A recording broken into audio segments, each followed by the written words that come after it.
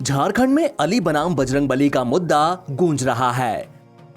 झारखंड विधानसभा speaker Rabindranath Mahato के समाज कक्ष के फैसले के बाद उठा सियासी तूफान अब और बड़ा हो चुका है।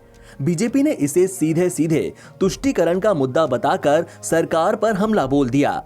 यही नहीं, बीजेपी इस मुद्दे पर 6 सितंबर को झारखंड के सभी जिलों में प्रदर्शन करेगी। इसके बाद 8 तारीख को बीजेपी के सभी कद्दावर नेता विधानसभा के सामने भी विरोध प्रकट करेंगे।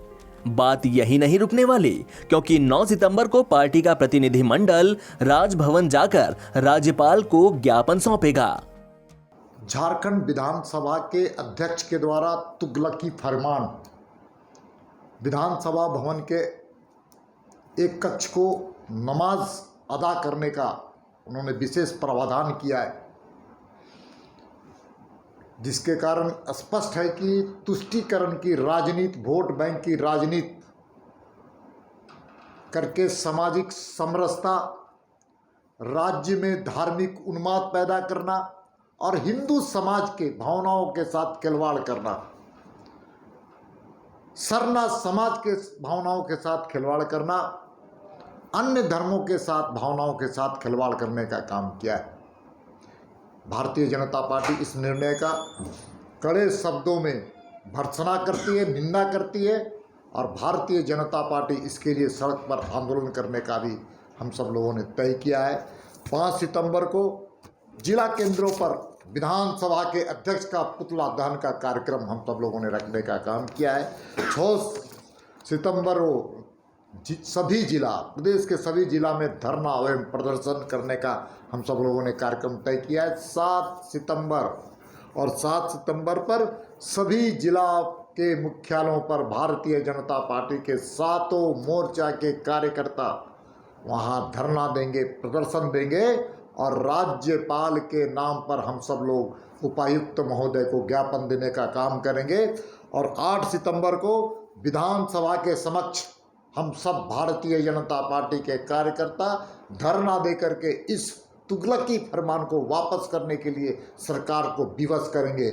और 9 तारीख को महामहिम राज्यपाल के पास भारतीय जनता पार्टी का एक प्रतिनिधिमंडल स्मार पत्र दे करके इस सरकार से त्राहिमाम करने का जो परिस्थिति पैदा हुआ है, इसके बारे में हम सब लोग उनको अवगत कराएंगे और इस आंदोलन के माध्यम से झारखंड की जनता की जो भावनाएं आहत हुई है उसको भी खत्म करने का हम सब लोग प्रयास करेंगे। सत्ताधारी जेएमएम इसको लेकर बीजेपी पर पलटवार भी कर रही है। जेएमएम का कहना है कि बीजेपी राज्य में सद्भावना का माहौल खराब कर रही है। पार्टी के प्रवक्ता सुप्रियो भट्टाचार्य का कहना है कि लगभग हर विधानसभा, एयरपोर्ट या किसी भी सार्वजनिक जगह पर सभी धर्म की उपासना के लिए स्थान निर्धारित होता है। ऐसे में अगर झारखंड विधानसभा में यह कदम लिया गया है तो इसमें बवाल क्यों? सोशल साइट्स में भारतीय जनता पार्टी के जो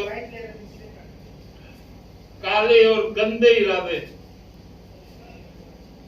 वो बार बार प्रकट हो रहे। हम सब जानते हैं 1950 के बाद जब संविधान अस्तित्व में आया, संविधान के मूल आत्मा में धर्मनिरपेक्षता,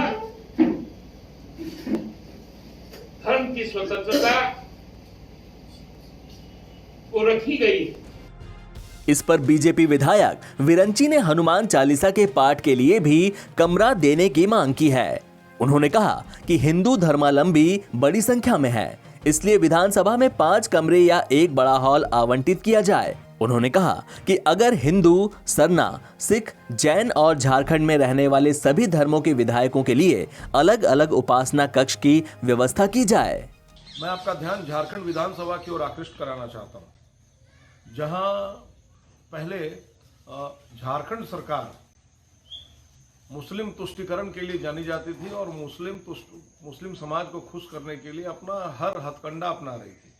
चाहे नई नियोजन नीति में मुस्लिम समाज को विशेष रूप से खास तरजीह देने की बात हो अथवा कुछ भी, बहुत दुख होता है जब आप धर्म के आधार पर या भाषा के आधार पर किसी समाज विशेष को लाभ पहुंचाने का हथकंडा अपनाते हैं।